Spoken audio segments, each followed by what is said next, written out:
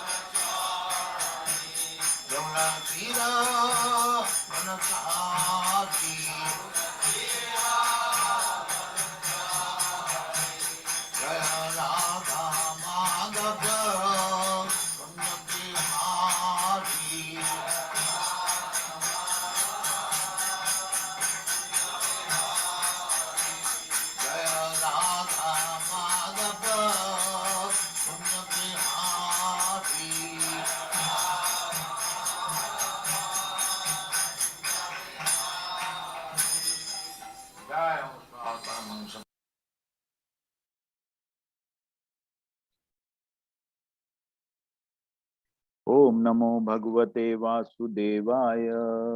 ओम नमो भगवते वासुदेवाय। ओम नमो भगवते वासुदेवाय। ओम नमो भगवते वासुदेवाय। ओम नमो भगवते वासुदेवाय। ओम नमो भगवते वासुदेवाय। नारायणं नमस्कृत्य नारायणं नमस्कृत्य देव नरोत्तमं नरं चैव नरोत्तमं देवीं सरस्वतीं व्यासं देवीं सरस्वतीं व्यासं ततो जयो मुदीरयेत्। ततो जयमुदीरयेत्।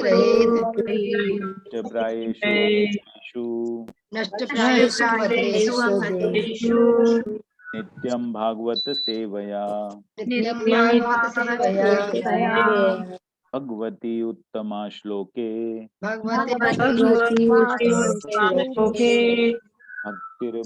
भक्ति भवती नैष्ठकी। हरे कृष्णा, आप सभी का स्वागत है। हरे कृष्ण हरे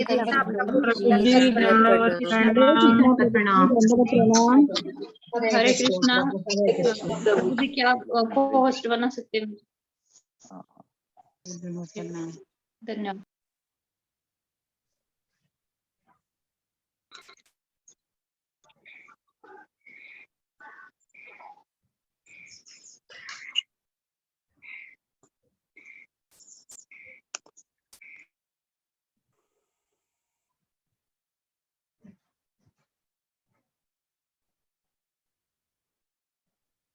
और कोई तो नहीं है ना माता जी?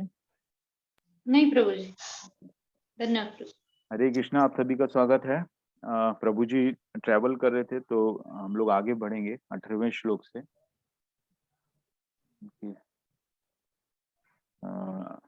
तो कैंटो 3 हम लोग हैं, अध्याय चैप्टर अध्याय 3 और कैंटो 3 है ना, खंड 3 और चैप्टर 3 के 18वें श्लोक से हम लोग आगे बढ़ेंगे।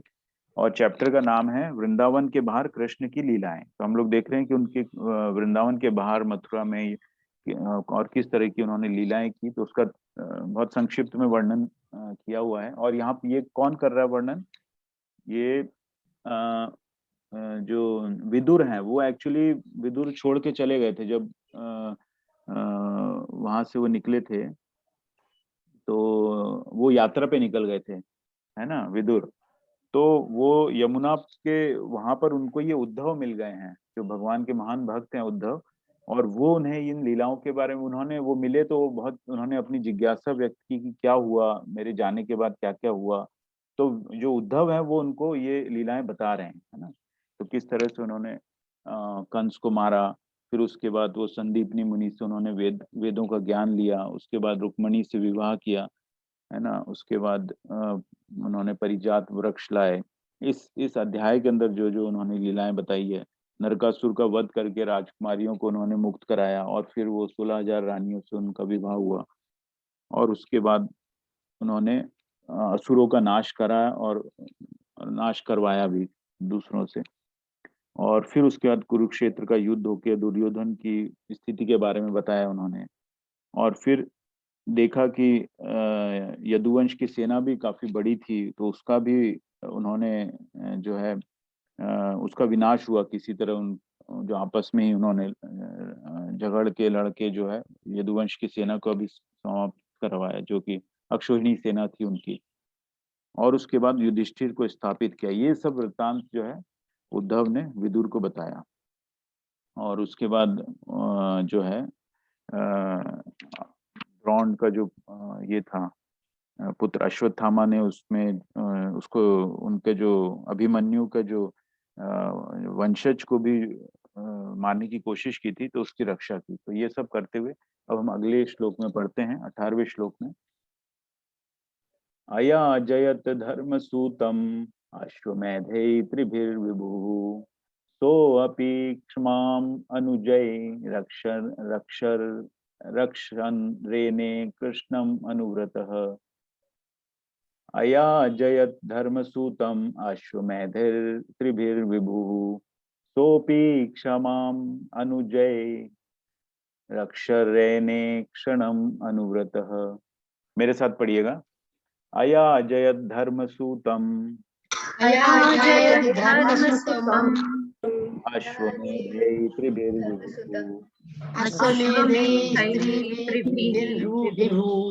सोऽपि क्षमाम् अनुजै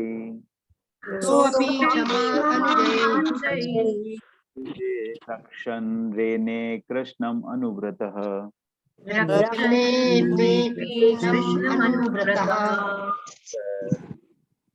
भावार्थ, भगवान ने धर्म के पुत्र महाराज युधिष्ठिर को 3 अश्वमेध यज्ञ संपन्न करने के लिए प्रेरित किया, और उन्होंने भगवान कृष्ण का निरंतर अनुगमन करते हुए उन्होंने अपने छोटे भाइयों की सहायता से पृथ्वी की रक्षा की और उसका भोग किया। तो युधिष्ठिर को स्थापित कर दिया, और अब उसके बाद उन्होंने उनको 3 अश्वमेध यज्ञ संपन्न करने के लिए कहा। मेरे साथ पढ़िएगा। भगवान ने धर्म के पुत्र महाराज युधिष्ठिर को 3 अश्वमेध यज्ञ संपन्न करने के लिए प्रेरित किया,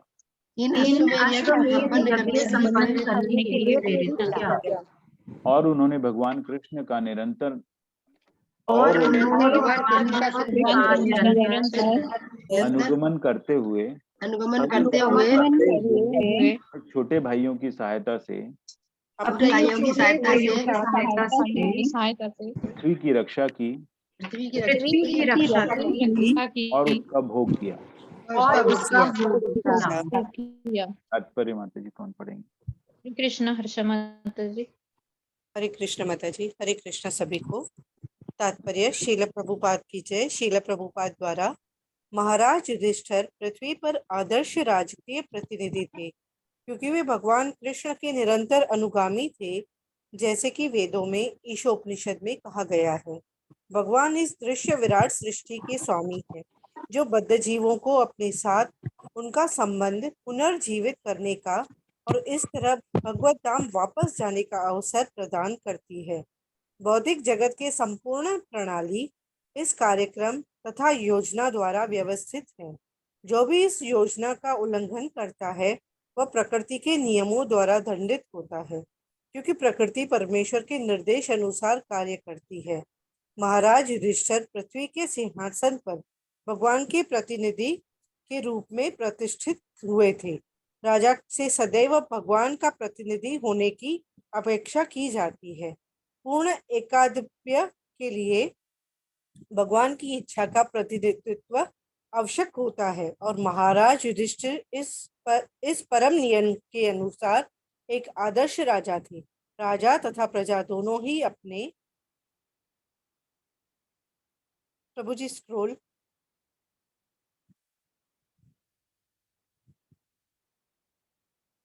कर्तव्य निर्वाह से सुखी थे और इस तरह भौतिक प्रकृति के पूर्ण सहयोग से प्रजा की सुरक्षा तथा स्वाभाविक जीवन का भोग महाराज युधिष्ठिर तथा महाराज परीक्षित जैसे योग्य वंशजों के शासन में अपने आप प्राप्त थे। हरे कृष्ण प्रभु जी। हरे कृष्ण माता जी, धन्यवाद।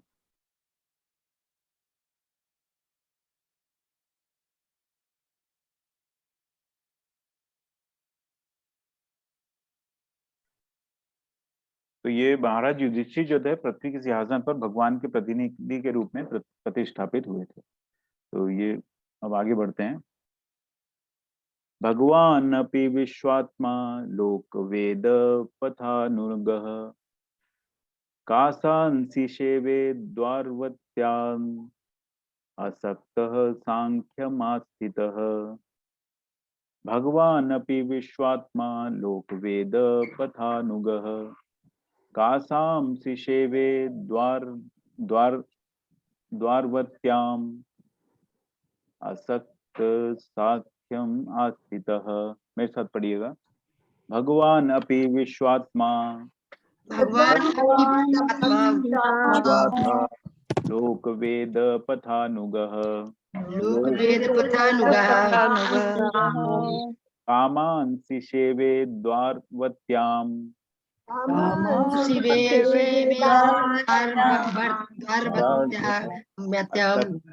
असक्त सांख्यम आस्थितः।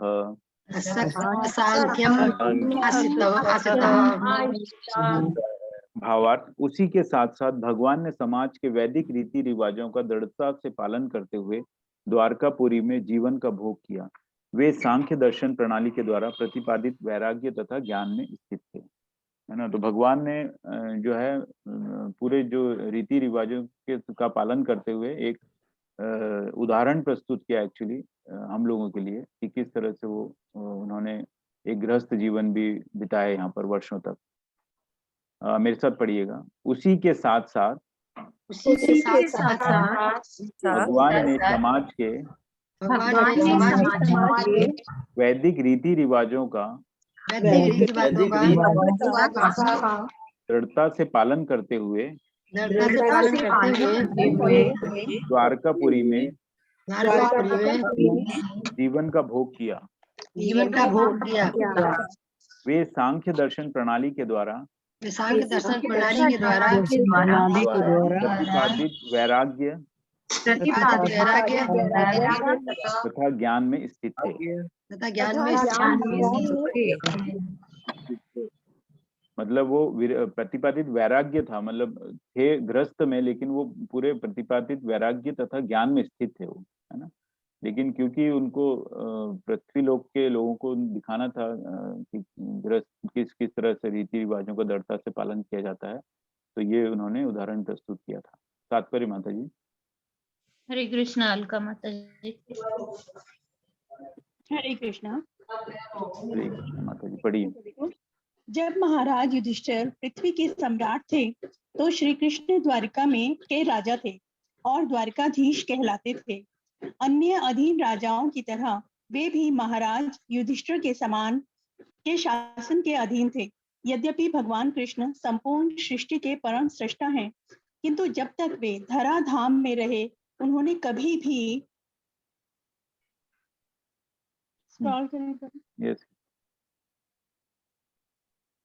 वैदिक आदेशों का उल्लंघन नहीं किया। उन्होंने ये मानव जीवन के लिए मार्गदर्शक होते हैं। सांख्य दर्शन नामक ज्ञान प्रणाली पर आधारित वैदिक सिद्धांतों के अनुसार नियमित मानव जीवन की आवश्यकताओं का भोग करने का असली मार्ग है। वैराग्य तथा लोक व्यवहार के ऐसे ज्ञान के अभाव में तथाकथित मानव संप्रदाय खाने पीने तथा भोग विलास करने वाले पशु समाज के तुल्य है। भगवान अपनी इच्छा अनुसार स्वतंत्र रूप से कार्य कर रहे थे, फिर भी उन्होंने अपने व्यवहारिक दृष्टांत द्वारा ऐसा जीवन बिताने की शिक्षा दी जो वैराग्य तथा ज्ञान के सिद्धांतों के विरुद्ध न हो। ज्ञान तथा वैराग्य की प्राप्ति जीवन की वास्तविक पूर्णता है, जैसा कि सांख्य दर्शन में विस्तार पूर्वक प्रतिपादित किया गया है। ज्ञान का अर्थ होता है यह जानना कि मनुष्य जीवन का उद्देश्य संसार के सारे कष्टों को समाप्त करना है और शारीरिक आवश्यकताओं की नियमित रूप से पूर्ति करने के बावजूद मनुष्य का ऐसे पाश्विक जीवन से विरक्त होना है। शरीर की मांगों की पूर्ति करना पाश्विक जीवन है और आत्मा के उद्देश्य की पूर्ति करना मानव उद्देश्य है। हरे कृष्ण माता जी। इसमें प्रभुपाद ने बहुत अच्छे तरीके से दो चीजें बता दी हैं कि पाश्विक जीवन है, जो मतलब हम लोग पशु का जो जीवन, पशु जो हम करते हैं वो पशु भी करता है, तो और जो आत्मा का जो उद्देश्य की पूर्ति है वो मानव का उद्देश्य है एक्चुअली, है ना। तो जो हमको भगवत धाम प्राप्ति करना है या भगवान के शरण में जाना है, तो वो एक्चुअली आत्मा का उद्देश्य है ना, जो मानव उद्देश्य है। लेकिन हम लोग जो पाश्विक जीवन में है, तो भगवान ने किस तरह से सिद्धांतों का पालन करते हुए और जो गृहस्थ जीवन में या मानव जीवन में रह के और हम लोगों को किस तरह से उन्होंने शिक्षा दी है कि ये जो पाश्विक जीवन से हट के हमको आत्मा के उद्देश्य की पूर्ति करना है, जो कि मानव का उद्देश्य है। अगला श्लोक है, 20वां श्लोक में पढ़ते हैं। स्निग्ध स्मित अवलोकेन वाचा पीयूष कल्पया चरित्रेण अनवद्येन श्रीनिकेतेन च आत्मना। स्निग्ध स्मित अवलोकेन वाचा पीयूष कल्पया चरित्रेण अनवद्येन श्रीनिकेतेन च आत्मना। मेरे साथ पढ़िएगा। स्निग्ध स्मित अवलोकेन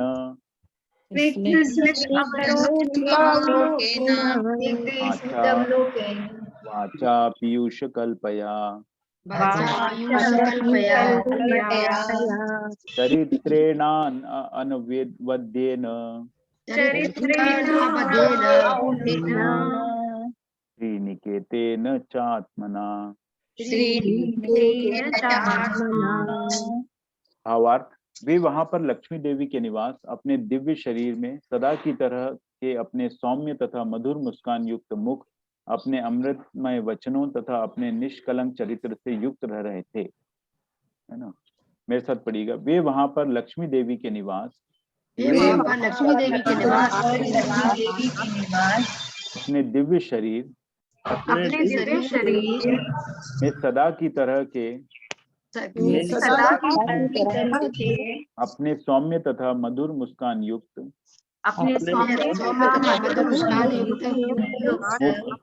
मुख, अपने अमृतमय वचनों तथा अपने निष्कलंक चरित्र से रह रहे थे। तात्पर्य माता। हरे कृष्णा सुधीर प्रभु जी। हरे कृष्णा सभी को। श्री प्रभुपाद जी की जय। श्री प्रभुपाद जी द्वारा तात्पर्य।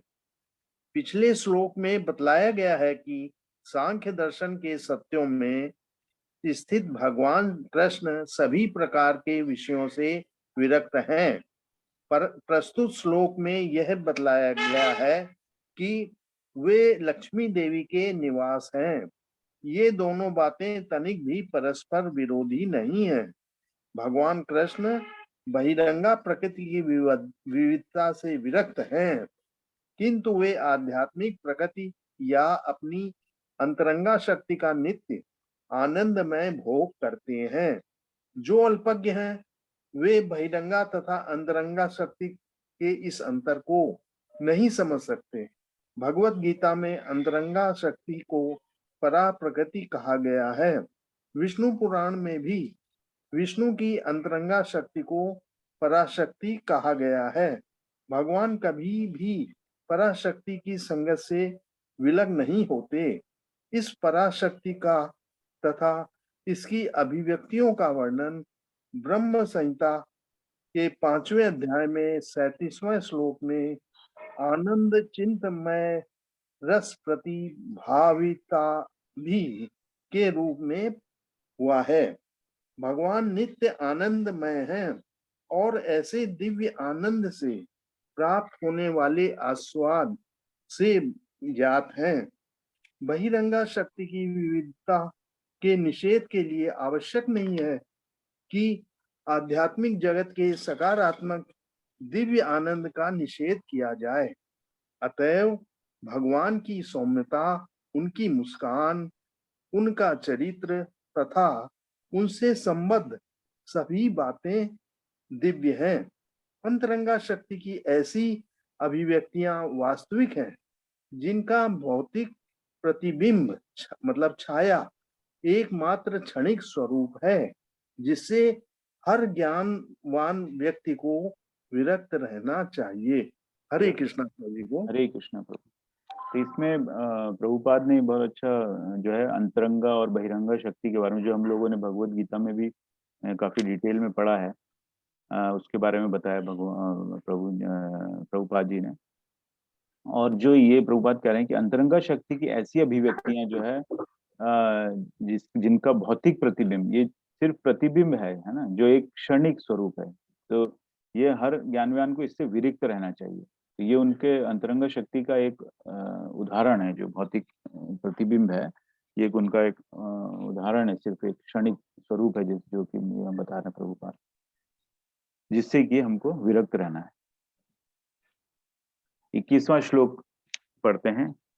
इमं लोकम अमूमम चैव रमयन् सूतराम यदून रेमे क्षण दया दत्त क्षण स्त्री क्षण सौहृद। इमं लोकम अमूमम च एवं एव रमयन् सूतराम यदून रेमे क्षण दया दत्त क्षण स्त्री क्षण सौहृद। मेरे साथ पढ़िएगा। इमं लोकम अमूमम च इमं लोकम अमूमं इमं लोकम अमूमं चैव इमं लोकम अमूमं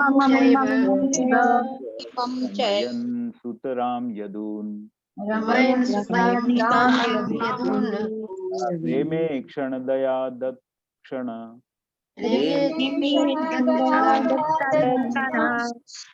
स्त्री क्षण सौहृदः।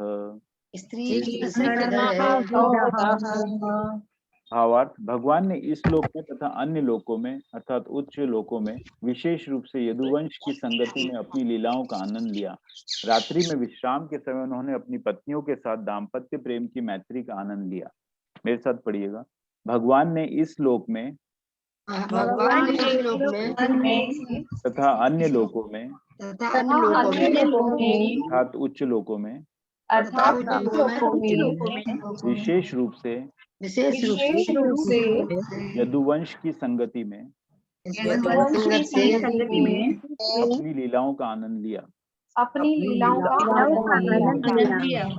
रात्रि में विश्राम के समय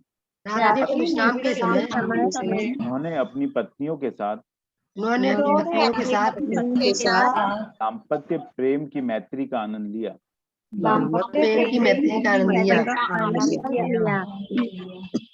है ना, इसमें दोनों सब लोगों की बात कर रहे हैं। जैसे भगवान इस लोक में मतलब और इसके ऊपर अन्य लोकों में क्या है ना, तो सभी लोकों में उन्होंने अपनी लीलाओं का आनंद लिया। तात्पर्य माता जी। हरे कृष्ण शुभा पिकली माता जी। हरे कृष्ण माता जी। हरे कृष्ण प्रभु जी। तात्पर्य श्रील प्रभुपाद की जय। श्रील प्रभुपाद द्वारा भगवान ने अपने शुद्ध भक्तों के साथ इस जगत में आनंद प्राप्त किया। यद्यपि वे भगवान है और समस्त भौतिक आसक्ति से परे है, किंतु फिर भी उन्होंने पृथ्वी पर अपने शुद्ध भक्तों के साथ तथा उन देवताओं के साथ जो समस्त भौतिक कार्यकलापों की व्यवस्था में शक्ति प्रदत्त निदर्शकों की भांति स्वर्ग में उनकी सेवा में लगे रहते हैं अत्यधिक अनुरक्ति प्रदर्शित की। उन्होंने अपने पारिवारिक जनों, यदुओं के प्रति तथा उन 16,000 पत्नियों के प्रति जिन्हें रात्रि में विश्राम के समय भगवान से मिलने का अवसर प्राप्त होता था, विशेष आसक्ति प्रदर्शित की। भगवान की ये सारी आसक्तियां उनकी अंतरंगा शक्ति की अभिव्यक्तियां है, जिनकी बहिरंगा शक्ति केवल छाया स्वरूप है। स्कंद पुराण में के प्रभास स्कंद में शिव तथा गौरी के मध्य हुई वार्ताओं से उनकी अंतरंगा शक्ति की अभिव्यक्तियों की पुष्टि होती है। भगवान द्वारा 16,000 गोपियों से मिलने का उल्लेख हुआ है। यद्यपि भगवान हंस दिव्य परमात्मा है और सारे जीवों के पालन करता है। ये 16,000 गोपियां 16 प्रकार की अंतरंगा शक्तियों का प्रदर्शन है। इसकी विशद व्याख्या दशम स्कंद में की जाएगी। इसमें कहा गया है कि भगवान कृष्ण चंद्रमा के सदृश है और अंतरंगा शक्ति रूपी गोपियां चंद्रमा के चारों ओर के तारों के तुल्य है। हरे कृष्ण प्रभु जी। हरे कृष्ण माता जी। धन्यवाद।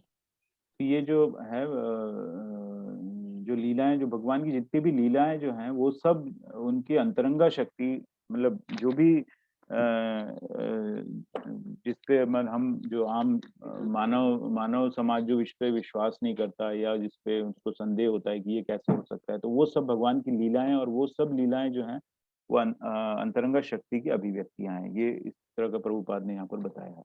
तो जैसे हम लोग देखते हैं कि 16,000 जो 800 गोपियां थी, उनके साथ उन्होंने विवाह किया एक ही समय में, और है ना, तो ये सब उनकी अंतरंगा शक्ति से व्यक्त, और ये सिर्फ भक्ति समझ सकता है। ये आप जो आम मनुष्य है वो नहीं समझ सकता ये सबको, है ना, कि अंतरंगा शक्ति क्या, बहिरंगा शक्ति क्या है। तो जो भक्ति में है, आगे बढ़ते आता है, वो धीरे धीरे उसको ये ज्ञान उसको समझ में आने लगता है। नहीं तो उसके मन में कई संदेह रहते हैं, शुरू में जिज्ञासाएं रहती हैं, है ना। 22वां श्लोक पढ़ते हैं। तस्य एवं रममाणस्य संवत्सरगणान् बहून् ग्रहमेधेषु योगेषु विरागः समजायत। तस्य एवं रममाणस्य संवत्सरगणान् बहून् ग्रहमेधेषु योगेषु विराग समजायत। मेरे साथ पढ़िएगा। तस्यैवं रममाणस्य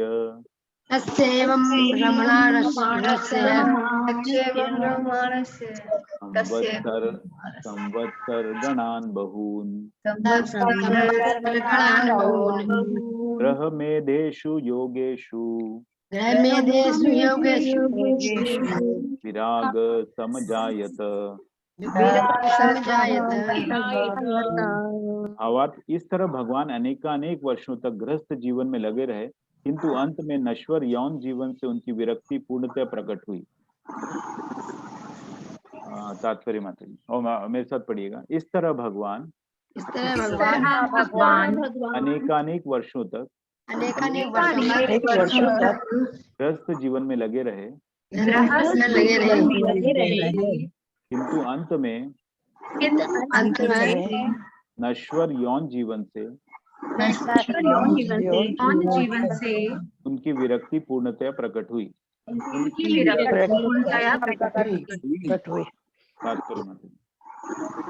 हरे कृष्णा। माता जी। शिव प्रभुपाद की जय। प्रभुपाद के द्वारा यद्यपि श्री भगवान कभी भी किसी प्रकार के भौतिक यौन जीवन में लिप्त नहीं होते, किंतु जगत गुरु के रूप में दूसरों को ये शिक्षा देने हेतु कि किस तरह गृहस्थ जीवन बिताना चाहिए, वे स्वयं अनेकानेक वर्षों तक गृहस्थ बने रहे। श्री विश्वनाथ चक्रवर्ती ठाकुर बतलाते हैं कि समाजायत शब्दों का अर्थ पूर्णतया प्रकट किया है। जब तक श्री भगवान पृथ्वी पर उपस्थित रहे, उन्हें अपने सारे कार्यों में विरक्ति प्रदर्शित की। इसका पूर्ण प्रदर्शन तब हुआ जब उन्होंने दृष्टांतों द्वारा ये शिक्षा देनी चाहिए कि मनुष्य को आजीवन गृहस्थ जीवन में आसक्त नहीं रहना चाहिए। मनुष्य को स्वभावतः विरक्ति उत्पन्न करनी चाहिए। श्री भगवान द्वारा गृहस्थ जीवन से विरक्ति ये नहीं सूचित करती कि उन्होंने अपने नित्य संगियों दिव्य गोपियों से विरक्ति ले ली थी, किंतु श्री भगवान प्रकृति के तीनों गुणों के प्रति अपनी तथाकथित आसक्ति को समाप्त करना चाहते थे। वे अपने दिव्य संगियों तथा रुक्मिणी तथा लक्ष्मियों की सेवा से कभी भी विरक्त नहीं हो सकते, जैसा कि ब्रह्म संहिता 5.29 में वर्णन हुआ है। लक्ष्मी सहस्र शतो शब्दम शिवमानम। हरे कृष्ण। हरे कृष्ण माता। तो ये प्रभुपाद ने बहुत क्लियरली किया है कि भगवान द्वारा सॉरी, इसका पूर्ण प्रदर्शन तब हुआ जब उन्होंने दृष्टांत द्वारा यह शिक्षा देनी चाहिए कि मनुष्य को अपने संपूर्ण जीवन भर गृहस्थ जीवन में आसक्त नहीं रहना चाहिए, है ना। तो ये जो है विरक्ति, अल्टीमेटली विरक्ति तो मतलब भक्ति में जब आगे जाएंगे तो आपको विरक्ति तो प्रदर्शित करना ही पड़ेगी, मतलब विरक्त तो होना ही पड़ेगा, है ना। तो ये प्रभुपाद यहाँ पे उन्होंने कहा है। और भगवान ने ये बहुत मतलब हम लोग के लिए कि गृहस्थ जीवन में रहें, और जो भी किया है वो सब लीलाएं थी उनकी। और यहाँ पर उन्होंने हमको उदाहरण के रूप में प्रस्तुत करते हुए किस तरह हमको विरक्ति लेनी है, विरक्त होना है इनसे। जैसे उन्होंने मथुरा भी जब छोड़ के गए तो वो गोपियों से विरक्त हुए, लेकिन ये सब जो थी लीलाएं थी उनकी। तो अल्टीमेटली हमको क्या है कि विरक्त की आसक्त नहीं होना है, इस गृहस्थ जीवन में आसक्त नहीं रहना है, ये वो कहना चाह रहे हैं प्रभुपाद। अगले श्लोक में बढ़ते हैं। दैवाधीनेषु कामेषु दैवाधीन स्वयं पुमान् को विश्रम्भेत योगेन योगेश्वरम अनुव्रतः। देवाधीनेषु कामेषु दैवाधीन स्वयं पुमान् को विश्रम्भेत योगेन योगेश्वरम अनुव्रतः। मेरे साथ पढ़िएगा। दैवाधीनेषु कामेषु देवाधीनेषु कामेषु दैवाधीन स्वयं पुमान् देवाधीन स्वयं पुमान् को विश्रम्भेत योगेन विश्रम्भेत योगेन योगेश्वरम अनुव्रतः। सर्वमनुव्रतः। भावार्थ, प्रत्येक जीव एक अलौकिक शक्ति द्वारा नियंत्रित होता है और इस तरह उसका इंद्रिय भोग भी उसी अलौकिक शक्ति के नियंत्रण में रहता है। इसलिए कृष्ण के दिव्य इंद्रिय कार्यकलापों में वही अपनी श्रद्धा टिका सकता है जो भक्ति में सेवा करके भगवान का भक्त बन चुका हो। मेरे साथ पढ़िएगा। प्रत्येक जीव एक अलौकिक शक्ति द्वारा नियंत्रित होता है एक अलौकिक शक्ति द्वारा नियंत्रित होता है और इस तरह उसका इंद्रिय भोग भी उसी अलौकिक शक्ति के नियंत्रण में रहता है। उसी अलौकिक शक्ति के नियंत्रण में रहता है। इसलिए कृष्ण के दिव्य इंद्रिय कार्यकलापों में इसलिए इंद्रियों के दिव्य कार्यकलापों में वही अपनी श्रद्धा टिका सकता है, वही अपनी शिक्षा दिखा सकता है जो भक्तिमय सेवा करके भगवान का भक्त बन चुका हो। जो भक्त वही समझ सकता है। तो इसीलिए जितने भी इंद्रिय कार्यकलाप हैं, जो दिव्य इंद्रिय कार्यकलाप हैं, उसमें जो अपनी श्रद्धा टिका सकता है, वो जो भक्त बन चुका है। तात्पर्य में श्री कृष्णा। संतोष गुप्ता माता जी। हरे कृष्ण प्रभु जी। हरे कृष्ण माता जी। फिर प्रभुपाद जी की जय। फिर प्रभुपाद जी के द्वारा तात्पर्य, जैसा कि भगवत गीता में कहा गया है, भगवान के दिव्य जन्म तथा कर्मों को कोई नहीं समझ सकता। इसी तथ्य की यहाँ पर पुष्टि हुई है। भगवान की भक्ति द्वारा प्रबुद्ध व्यक्ति ही भगवान के कार्यों तथा अलौकिक शक्ति द्वारा नियंत्रित अन्य लोगों के कार्यों के अंतर को समझ सकता है। इस भौतिक ब्रह्मांड में दृष्टिगत समस्त पशुओं, मनुष्यों तथा देवताओं का इंद्रिय भोग विलास एक अलौकिक शक्ति द्वारा नियंत्रित होता है, जो प्रकृति या देवी माया कहलाती है। कोई भी व्यक्ति इंद्रिय भोग विलास प्राप्त करने में स्वतंत्र नहीं है और इस जगत में हर व्यक्ति इंद्रिय भोग विलास के पीछे पड़ा रहता है। ऐसे लोग जो स्वयं अलौकिक शक्ति के नियंत्रण में होते हैं, इस पर विश्वास नहीं कर सकते कि इंद्रिय भोग विलास के मामले में भगवान कृष्ण अपने से परे किसी अन्य नियंत्रण के अधीन नहीं होते। वे यह समझ ही नहीं पाते कि भगवान की इंद्रिया दिव्य है ब्रह्म संहिता में भगवान की इंद्रियों को सर्वशक्तिमान बतलाया गया है, अर्थात वे किसी एक इंद्रिय से अन्य इंद्रिय के कार्य संपन्न कर सकते हैं। जिसका इंद्रियां सीमित है उसे विश्वास ही नहीं होता कि भगवान अपनी श्रवण की दिव्य शक्ति से भोजन कर सकते हैं और मात्र देखने से संभोग कर सकते हैं। नियंत्रित जीव अपने बद्ध जीवन में ऐसे इंद्रिय कार्यों के विषय में स्वप्न तक नहीं देख सकता, किंतु भक्ति योग के कार्यों से वह यह समझ सकता है कि भगवान तथा उनके कार्य सदैव दिव्य हैं। जैसा कि भगवत गीता में भगवान कहते हैं, भक्त्या मम भी जानाति योवान यस्यास्मि तत्वतः। यदि कोई व्यक्ति भगवान का शुद्ध भक्त नहीं है तो वह भगवान के कार्यों के एक अंश को भी नहीं जान सकता। धन्यवाद प्रभु जी, धन्यवाद माता जी। हरे कृष्ण। है ना। तो अगर वो भक्ति में नहीं है तो वो एक अंश भी नहीं जान पाएगा भगवान को, और वो क्या हो रहा है वो समझ भी नहीं पाएगा। और वो मतलब अपने सब, जैसे प्रभुपाद ने यहाँ लिखा है कि नियंत्रित जीव जो है अपने स्वप्न तक नहीं देख सकता ऐसे इंद्रिय कार्यों का, जो जिस तरह से जो लीलाएं बताई हैं भगवान की। तो ये जैसे जैसे भक्ति में वो आगे बढ़ते हैं, वो धीरे धीरे वो क्लियर होते जाता है उनकी शक्तियों के बारे में। तो जैसे भगवत गीता में पूरे 18वें अध्याय तक हम लोगों ने उनके जो विराट रूप को देखा, उसके बाद उनके जो दिव्य शक्तियों के बारे में बात की। तो वो जब धीरे धीरे हम लोग उसमें आगे बढ़ते हैं और उसके बारे में जानते हैं, तब हमें वो अपने आप समझ में आता है। जो तो कहना चाह रहे हैं कि जो एक भक्त है वही समझ सकता है भगवान के जो इंद्रिय कार्यों को, जो इंद्रियां दिव्य हैं, जो है ना, दिव्य इंद्रियों के बारे में बताया, जो इस तरह के कि एक इंद्रिय से दूसरी इंद्रिय का काम कर सकती है। तो कभी आम मानव जो है वो समझ ही नहीं सकता इसको। तो जब तक वो भक्ति में नहीं होगा वो इन चीजों को नहीं समझ पाएगा। 24वां श्लोक पढ़ते हैं। पुर्याम कदाचित क्रीडद्भिः यदु भोज कुमार कैहि कोपिता मनुयः शैपुर भगवन् मत कोविदाः। पुर्याम कदाचित क्रीडद्भिः यदु भोज कुमार कैहि कोपिता मनुय शैपुर भगवन् मत कोविदाः। मेरे साथ पढ़िएगा। पुर्यान कदाचित क्रीडद्भिः यदु भोज कुमार कैहि कोपिता मनुय शैपुर भगवन् मत कोविदाः। भावार्थ, एक बार यदुवंशी तथा भोजवंशी राजकुमारों की क्रीड़ाओं से महामुनिगण क्रुद्ध हो गए, तो उन्होंने भगवान की इच्छानुसार उन राजकुमारों को शाप दे दिया। अब यहाँ पे जो मुनिगण क्रुद्ध हुए और उन्होंने शाप दिया, ये भगवान की इच्छा अनुसार हुआ है ना। मेरे साथ पढ़िएगा। एक बार यदुवंशी तथा भोजवंशी राजकुमारों की क्रीड़ाओं से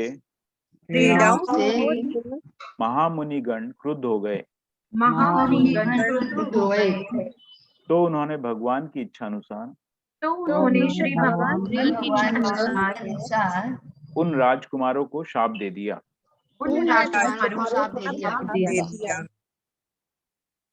तात्पर्य मतलब। हरे कृष्ण शारदा माता जी। हरे कृष्ण प्रभु जी। तात्पर्य शिला प्रभुपाद द्वारा शिला प्रभुपाद की जय। श्री भगवान के वे संगी जो कि यदु तथा भोज वंशों के राजकुमारों की भूमिका निभा रहे थे, सामान्य जीव ना थे। ऐसा संभव नहीं है कि वे किसी संत पुरुष या मुनि का अपमान करते, या मुनिगण जो कि श्री भगवान के शुद्ध भक्त थे पवित्र यदु या भोज वंशों में उत्पन्न राजकुमारों की किसी प्रकार की क्रीड़ा पर क्रुद्ध होते, क्योंकि स्वयं श्री भगवान इन्हीं के वंशज के रूप में अवतरित हुए थे। मुनियों द्वारा राजकुमारों का शापित होना तथा कथित क्रोध प्रदर्शन के लिए श्री भगवान की एक अन्य दिव्य लीला थी। राजकुमारों को इसलिए शाप दिया गया था कि लोग जान सकें कि श्री भगवान के वे वंशज, जिन्हें प्रकृति के किसी भी कार्य द्वारा कभी भी विनष्ट नहीं किया जा सकता था वे भी श्री भगवान के महान भक्तों के कोप भाजन हो सकते हैं। इसलिए मनुष्य को बड़ी सावधानी बरतनी चाहिए कि वह भगवत भक्त के चरणों पर कोई अपराध ना करे। हरे कृष्ण। हरे कृष्ण।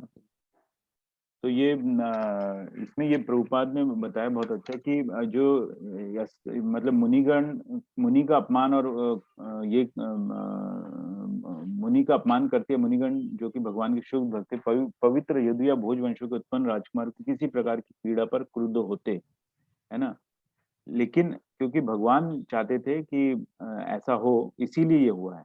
तो ये भगवान की लीला को बताया गया कि एक दिव्य लीला थी। क्रोध प्रदर्शन जो थी वो एक भगवान की दिव्य लीला थी। तो इस तरह के भगवान जो है एक हमारे अनुभव के लिए, हमारे को उदाहरण देने के लिए इस तरह की लीलाएं वो प्रस्तुत करते हैं जिससे कि हमें शिक्षा मिले कि वो शिक्षा क्या देना चाह रहे थे कि भगवत भक्त के चरणों पर कोई अपराध न करे, है ना। ये शिक्षा थी कि कोई अपराध करेगा तो उसको उसका कोप भाजन होना पड़ेगा। ये भगवान यहाँ शिक्षा देना चाह रहे हैं। जो 25वां श्लोक पढ़ते हैं। ततः कतिपयै मासै वृष्णिभोज अंधकादयः ययुप्रभासं सहृष्टा रथैर्देव विमोहिताः।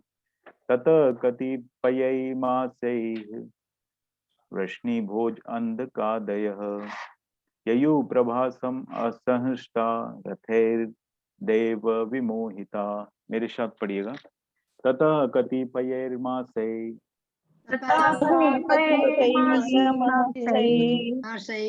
वृष्णिभोजान् अंधकादयः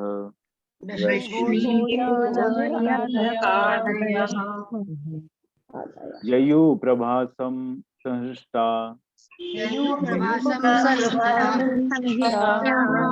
रथैर्देव विमोहिता। भावार्थ कुछ एक महीने बीत गए तब कृष्ण द्वारा विमोहित हुए समस्त वृष्णि भोज तथा अंधक वंशी जो कि देवताओं के अवतार से प्रभास गए, किंतु जो भगवान के नित्य भक्त थे वे द्वारका में ही रहते रहे, है ना। तो जो भगवान जब लीला करते हैं तो उनके पार्षद उनके साथ आते हैं। तो वो ये कहना चाह रहे हैं कि जो भी थे अब जो भी अवतार थे, देवताओं के अवतार थे, वो सब उन्होंने वो प्रभास गए।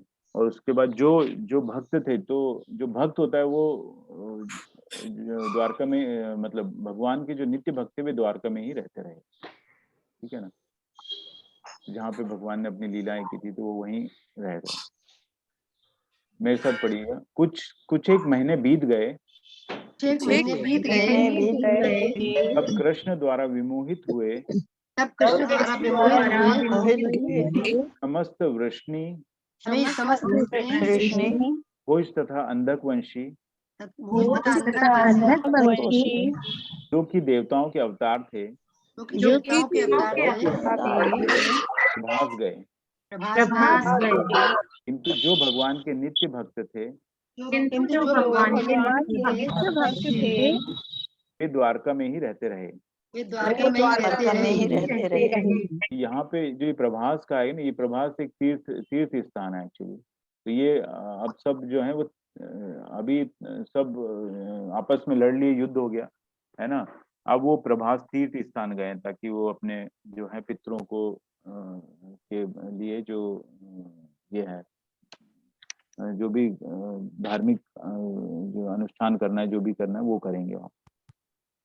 26वां श्लोक पढ़ते हैं। तत्र स्नात्वा पितरन् देवान् ऋषीन् च एव तत् अम्भसा। तत् स्नात्वा पितरन् देवान् ऋषीन् चैव तदम्भसा। तर्पयित्वाथ प्रिय विप्रेभ्यो गावो बहुगुणा ददुः। तत्र स्नात्वा पितरन् देवान् ऋषींश्चैव तदम्भसा। तर्पयित्वाथ विप्रेभ्यो गावो बहुगुणा ददुः। मेरे साथ पढ़िएगा। तत्र स्नात्वा पितरन् देवान् ऋषींश्चैव तदम्भसा। तर्पयित्वा विप्रेभ्यो गावो बहुगुणा ददुः। और वहां पहुंचकर उन सबों ने स्नान किया और उस तीर्थ स्थान के जल से पितरों, देवताओं तथा ऋषियों का तर्पण करके उन्हें तुष्ट किया। उन्होंने राजकीय दान में ब्राह्मणों को गौवें दी। तो ये उन्होंने जो कर्म कांड होता है वो कर्म कांड है, तर्पण किया और दान पुण्य किया। मेरे साथ पढ़िएगा, वहां पहुंचकर उन सबों ने स्नान किया और उस तीर्थ स्थान के जल से पितरों, देवताओं तथा ऋषियों का तर्पण करके उन्हें तुष्ट किया। उन्होंने राजकीय दान में ब्राह्मणों को गौवें दी। तात्पर्य माता जी। हरे कृष्णा। सुषमा बत्रा माता जी। हरे कृष्ण। प्रभुपाद जी की जय। तात्पर्य प्रभुपाद जी के द्वारा भगवत भक्तों में कई विभाग हैं, जिनमें नित्य सिद्ध तथा साधन सिद्ध मुख्य हैं। नित्य सिद्ध भक्त कभी भी भौतिक वातावरण के क्षेत्र में नीचे नहीं गिरते, भले ही कभी कभी भगवान का मिशन पूरा करने के लिए उन्हें भौतिक धरातल पर क्यों न आना पड़ता हो। साधन सिद्ध भक्त बद आत्माओं में से चुने जाते हैं। साधन भक्तों में से कुछ मिश्रित तथा कुछ शुद्ध भक्त होते हैं। मिश्रित भक्त कभी कभी सकाम कर्मों के प्रति उल्लास प्रदर्शित करते हैं और दार्शनिक चिंतन में लगे रहते हैं। शुद्ध भक्त इन समस्त मिश्रणों से स्वतंत्र होते हैं और भगवान की सेवा में पूर्णतया लीन रहते हैं, चाहे वे कहीं भी हों और किसी भी अवस्था में स्थित हों। भगवान के शुद्ध भक्त पवित्र तीर्थ स्थानों में जाने के लिए भगवान की सेवा को ताक पर नहीं रखते। आधुनिक काल के महान भगवत भक्त श्री नरोत्तम दास ठाकुर का गीत है, तीर्थ स्थानों में जाना मन का दूसरा मोह है, क्योंकि किसी भी स्थान पर की गई भगवान की सेवा आध्यात्मिक सिद्धि की चरम परिणति है। उन भक्तों के लिए जो भगवान की प्रेमा भक्ति से पूरी तरह तुष्ट होते हैं, विभिन्न तीर्थ स्थलों में जाने की कोई आवश्यकता नहीं रहती। किंतु जो लोग उतने बड़े चढ़े नहीं हैं, उन्हें तीर्थ स्थानों में जाने तथा अनुष्ठान संपन्न करने के नियत कार्य करने होते हैं। यदुवंश के जो राजकुमार प्रभास गए, उन्होंने तीर्थ स्थान में संपन्न किए जाने वाले सारे कर्तव्यों को पूरा किया और अपने अपने पितरों तथा अन्यों को अपने पूर्ण कर्मों की भेंट चढ़ाई। नियमतः हर मनुष्य ईश्वर, देवताओं, महान ऋषियों, अन्य जीवों, सामान्य जनों, पूर्वजों आदि इत्यादि का ऋणी होता है, क्योंकि वह उनसे विविध प्रकार का योगदान प्राप्त करता है। अतः हर व्यक्ति को कृतज्ञता का ऋण चुकाना होता है। जो यदुगण प्रभास तीर्थ स्थल गए, उन्होंने राजसी दान में भूमि, स्वर्ण तथा अच्छी तरह पाली पोसी गौएं भेंट करके अपना कर्तव्य निभाया, जैसा कि अगले श्लोक में बतलाया गया है। हरे कृष्ण प्रभु जी। हरे कृष्ण माता जी। धन्यवाद। हरे कृष्ण माता जी। तो इसमें प्रभुपाद ने दो तरह के विभाग बताए भगवत भक्तों के विभाग। एक तो नित्य सिद्ध विभाग बताया और एक साधन सिद्ध बताया। तो नित्य सिद्ध विभाग के अंदर प्रभुपाद ने कहा है कि जो नीचे नहीं गिरते है ना, भौतिक वातावरण के क्षेत्र में नीचे नहीं गिरते, भले ही कभी कभी भगवान का मिशन पूरा करने के लिए उन्हें भौतिक धरातल पर क्यों ना आना पड़ा हो, मतलब वो भले भी धरातल पे आए हो लेकिन वो भौतिक वातावरण के क्षेत्र में वो नीचे नहीं गिरते हैं, है ना।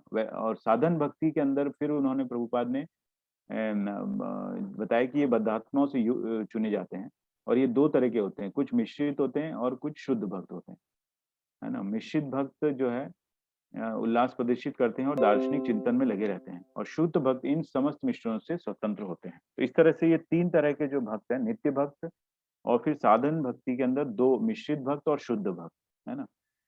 तो ये जो प्रभुपाद यहाँ बताना चाह रहे हैं कि जो मिश्रित भक्त हैं वो उन्हें ये जो कर्म कांड और इसमें जाते हैं, ये तीर्थ स्थानों पर, मतलब इसमें काफी ये भी बताया प्रभुपाद ने कि तीर्थ स्थानों में जाना मन का दूसरा मोह है ना। तो ये जो है मिश्रित भक्त करते हैं, और शुद्ध भक्त के लिए जरूरी नहीं है वो इसमें बताया, बहुत अच्छा एक ये बताया। ये भगवान की क्योंकि किसी भी स्थान पर की गई भगवान की सेवा आध्यात्मिक सिद्धि की चरम परिणति है। तो ये जरूरी नहीं है कि तीर्थ स्थान में जाए, ये एक मोह बताया इसमें प्रभुपाद ने, तीर्थ स्थानों में जाना एक मोह बताया। अदरवाइज जो भगवान का शुद्ध भक्त है वो भगवान की सेवा आध्यात्मिक सिद्धि की चरम परिणति को प्राप्त कर सकता है भगवान की सेवा करके, ये वो बताना चाह रहे हैं। तो 3 तरह के भक्तों को उन्होंने, प्रभुपाद ने इसको किया है उनके। और उसके बाद ये जो कर्म कांड किया उन्होंने, जो कर्तव्यों को पूरा किया, पुण्य कर्मों की भेंट चढ़ाई। और दान क्यों करना चाहिए? क्योंकि हम देवताओं, ऋषियों और सभी से हम उनके ऋणी हैं, है ना। तो उस ऋण को हम पूरा कैसे करेंगे? तो उसके लिए हम को यहाँ बताया गया है कि उस ऋण को चुकाने के लिए उन्होंने गौओं का दान किया। अगले श्लोक में बढ़ते हैं। हिरण्यम रजतम शय्याम वासांसि अजीन कंबलाम यानम रथान इभाम कन्या धराम वृत्तिम करीम अपि। हिरण्यम रजतम शय्याम वासांसि अजीन कंबलाम यानम रथान इभाम कन्या धराम वृत्ति करीम अपि। मेरे साथ पढ़िएगा। हिरण्यम रजतम शय्याम वासांसि अजीन कंबलान यानम रथान इभाम कन्या धराम वृत्ति करीम अपि। भावार्थ, ब्राह्मणों को दान में न केवल सुपोषित गौवें दी गई, अपितु उन्हें सोना, चांदी, बिस्तर, वस्त्र, पशु चर्म के आसन, कंबल, घोड़े, हाथी, कन्याएं तथा आजीविका के लिए पर्याप्त भूमि भी दी गई। मेरे साथ पढ़िएगा। ब्राह्मणों को दान में न केवल सुपोषित गौवें दी गई, अपितु उन्हें सोना चांदी, बिस्तर, वस्त्र, पशु चर्म के आसन, कंबल, घोड़े, हाथी, कन्याएं तथा आजीविका के लिए पर्याप्त भूमि भी दी गई। तो सभी ऑलमोस्ट सभी चीज दे दी। इसके अंदर कन्याएं भी आ गई हैं, वो भी प्रभुपाद ने काफी अच्छे समझाया उसको। इस तात्पर्य माता जी। कृष्णा सुमन अग्रवाल माता जी। हरे कृष्णा प्रभु जी, हरे कृष्णा सभी को। शील प्रभुपाद जी की जय। शील प्रभुपाद जी के द्वारा तात्पर्य, ये सारे दान उन ब्राह्मणों के लिए थे जिनके जीवन आध्यात्मिक तथा भौतिक दोनों दृष्टियों से समाज कल्याण में पूरी तरह से लगे हुए होते थे। ब्राह्मण गण अपनी सेवाएं वेतन भोगी सेवकों की तरह नहीं प्रदान कर रहे थे, अपितु समाज उन्हें सारी आवश्यकताएं प्रदान करता था। कुछ ब्राह्मण जिनका विवाह नहीं हो पाता था, उन्हें कन्याएं दी जाती थी। अतः ब्राह्मणों के समक्ष कोई आर्थिक समस्या नहीं थी। क्षत्रिय राजा तथा धनी व्यापारी लोग उनको सभी आवश्यक वस्तुएं प्रदान करते थे, और ब्राह्मण जन बदले में समाज के उत्थान के प्रति पूर्णतः समर्पित थे। विभिन्न जातियों के बीच सामाजिक सहयोग का यही मार्ग था।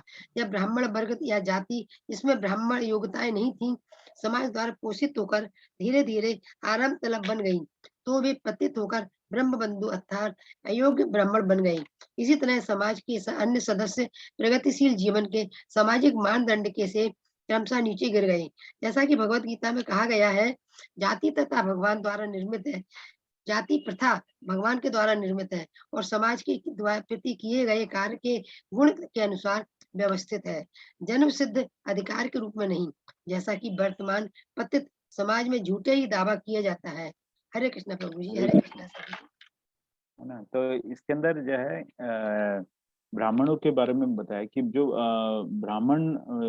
ब्राह्मणों को दान दिया जाता था, क्योंकि उनकी कोई अपनी आजीविका नहीं होती थी, है ना। वो समाज कल्याण में करते थे और धर्म का ज्ञान बांटते थे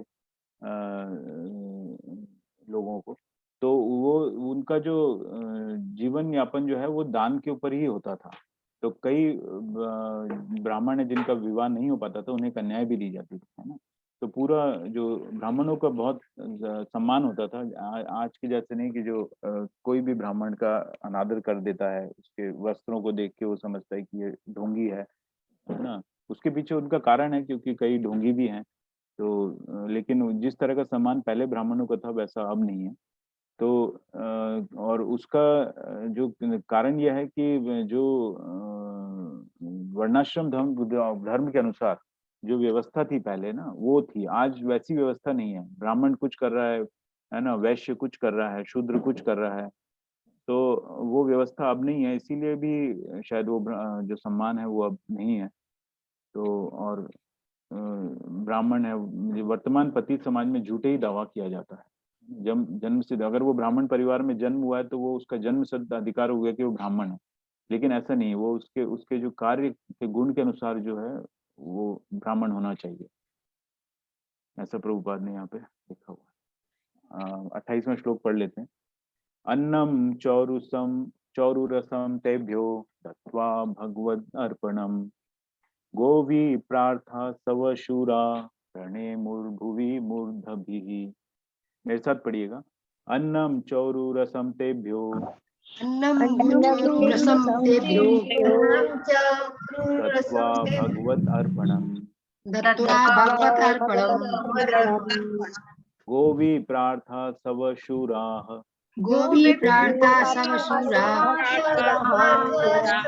रणे मूर्भुवि मूर्धभिः।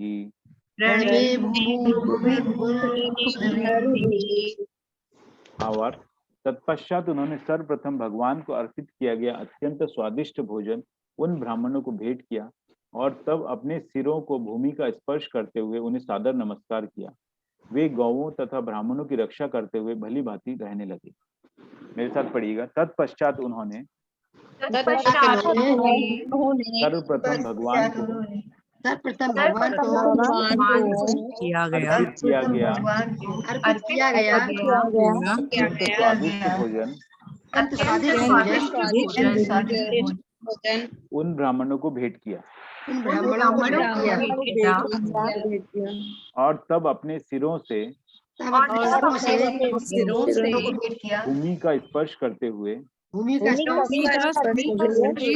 उन्हें सादर नमस्कार किया। वे गौओं तथा ब्राह्मणों की रक्षा करते हुए भली भांति रहने लगे।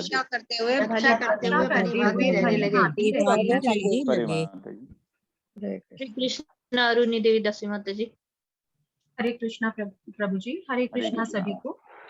श्रील प्रभुपाद की जय। तात्पर्य, श्रील प्रभुपाद जी द्वारा प्रभास तीर्थ स्थल में यदुवंशियों द्वारा प्रदर्शित आचरण सुसंस्कृत तथा मानव सिद्धि के सर्वथा अनुरूप था। मानव जीवन की पूर्णता सभ्यता के निम्नलिखित 3 सिद्धांतों द्वारा प्राप्त की जाती है। ये हैं गायों की रक्षा करना, ब्राह्मण संस्कृति को बनाए रखना तथा सर्वोपरि है श्री भगवान का शुद्ध भक्त बनना। भगवत भक्त बने बिना कोई मनुष्य अपने मानव जीवन को पूर्ण नहीं बना सकता। मानव जीवन की पूर्णता आध्यात्मिक जगत तक ऊपर उठना है, जहां ना जन्म है, ना मृत्यु है, ना रोग, ना वृद्धावस्था है। मानव जीवन का परम उद्देश्य यही सर्वोच्च सिद्धि है। इस उद्देश्य के बिना तथा कथित सुख सुविधाओं में कोई कितनी ही उन्नति क्यों ना करे, उससे मनुष्य जीवन की पराजय ही होती है। ब्राह्मण तथा वैष्णव जन ऐसी कोई खाद्य वस्तु स्वीकार नहीं करते जो पहले से श्री भगवान को अर्पित ना की जा चुकी हो। श्री भगवान को अर्पित भोज्य वस्तु भक्तों द्वारा भगवत कृपा के रूप में स्वीकार की जाती है। आखिर श्री भगवान ही सब प्रकार का भोज्य पदार्थ मनुष्यों तथा सभी पशुओं दोनों को प्रदान करते हैं। मनुष्य को इस तथ्य के प्रति सचेत रहना चाहिए कि समस्त खाद्य पदार्थ जैसे अन्न, सब्जी, दूध, जल इत्यादि जो कि जीवन की मुख्य आवश्यकताएं हैं, श्री भगवान द्वारा मानव जाति को प्रदान की जाती हैं। उन्हें किसी विज्ञानी द्वारा या भौतिकवादी द्वारा मानव प्रयास से स्थापित की गई प्रयोगशाला या फैक्ट्री में तैयार नहीं किया जा सकता है। बुद्धिमान श्रेणी के लोग ब्राह्मण कहलाते हैं और जिन्होंने परम सत्य का साक्षात्कार उनके सर्वोपरि साकार रूप में, साकार स्वरूप में किया है, वे वैष्णव कहलाते हैं। किंतु दोनों ही यज्ञ के उच्छिष्ट को भोज्य पदार्थ के रूप में ग्रहण करते हैं। यज्ञ अंततः यज्ञ पुरुष श्री विष्णु को तुष्ट करने के निमित्त होते हैं। श्रीमद् भगवद गीता के 3 अध्याय के 13वें श्लोक में कहा गया है कि जो यज्ञ उच्छिष्ट को भोज्य पदार्थ के रूप में ग्रहण करता है वह समस्त पापों से छूट जाता है, और जो अपने शरीर के पालन पोषण के लिए भोजन बनाता है वह सभी तरह के पाप ही ग्रहण करता है जो केवल कष्ट की ओर ले जाता है। प्रभास तीर्थ में प्रामाणिक ब्राह्मणों को भेंट देने हेतु यदुओं ने जो भोज्य पदार्थ तैयार किए कराए थे वे सभी भगवान श्री विष्णु को अर्पित किए गए थे। यदुओं ने अपने सिरों से भूमि का स्पर्श करते हुए सादर नमस्कार किया। वैदिक संस्कृति में चाहे यदुगण हो या अन्य कोई प्रबुद्ध परिवार, उन्हें विभिन्न वर्णों के मध्य सेवा के पूर्ण सहयोग द्वारा मानव पूर्णता प्राप्त करने हेतु प्रशिक्षण दिया जाता है। उरु रसम शब्द भी यहाँ पर महत्वपूर्ण है। अन्न, सब्जी तथा दूध को मिलाकर सैकड़ों प्रकार के स्वादिष्ट व्यंजन तैयार किए जा सकते हैं। ऐसे समस्त व्यंजन सात्विक होते हैं, अतएव इन्हें श्री भगवान को अर्पित किया जा सकता है। जैसा कि श्रीमद् भगवद गीता के 9वें अध्याय के 26वें श्लोक में कहा गया है, श्री भगवान केवल फल, फूल, पत्ती तथा तरल पदार्थों से तैयार भोज्य पदार्थों को ही स्वीकार करते हैं, बशर्ते कि वे पूर्ण भक्ति के साथ अर्पित किए जाएं। भक्ति ही श्री भगवान को प्रामाणिक भेंट की एकमात्र कसौटी है। श्री भगवान आश्वासन देते हैं कि भक्तों द्वारा अर्पित ऐसे भोज्य पदार्थ के वे अवश्य खाते हैं। इस तरह सभी दृष्टियों से निर्णय करने पर यदुगण पूर्ण रूपेण प्रशिक्षित सभ्य पुरुष थे और ब्राह्मण मुनियों द्वारा उनका शापित होना एकमात्र श्री भगवान की इच्छा के फलस्वरूप था। यह समूची घटना समस्त संबंधित लोगों के लिए चेतावनी थी कि ब्राह्मणों तथा वैष्णवों के साथ किसी को अनुचित व्यवहार नहीं करना चाहिए। इस प्रकार श्रीमद् भागवतम के 3 स्कंद के अंतर्गत वृंदावन से बाहर श्री भगवान की लीलाएं नामक 3 अध्याय के भक्ति वेदांत तात्पर्य पूर्ण हुए।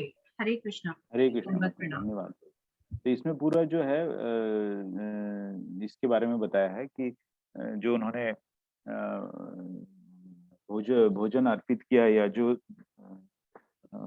विष्णु को अर्पित किया वो भोजन उनको दान किया है ना, उसके बारे में बताया। और काफी डिटेल में प्रभुपाद ने जो है कि इसके ऊपर दिया कि जो विज्ञानी या भौतिकवादी समझते हैं कि हम उसको फैक्ट्री में प्रोड्यूस कर सकते हैं, वो अभी जो हो रहा है वो तो उसको सिर्फ मॉडिफिकेशन हो रहा है, जेनेटिकली मॉडिफाइड प्रोडक्ट्स को बना रहे, बट कोई जो शाक है, फल है, सब्जी, वो कोई प्रोड्यूस नहीं कर सकता है ना, उसको मॉडिफाई कर रहे हैं वो लोग, बट उसको बना नहीं सकता। तो ये इसको बहुत अच्छे से जान लेना चाहिए कि ये भगवान द्वारा ही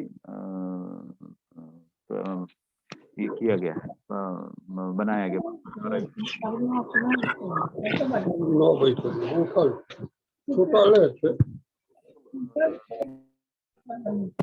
भगवान जो केवल तेल पत्ती पदार्थों से तैयार भोज्य पदार्थों को ही स्वीकार करते हैं। तो ऐसा नहीं है कि ही जो वर्ड है ना, ये मुझे लगता है कि ये शायद मिसप्रिंट है।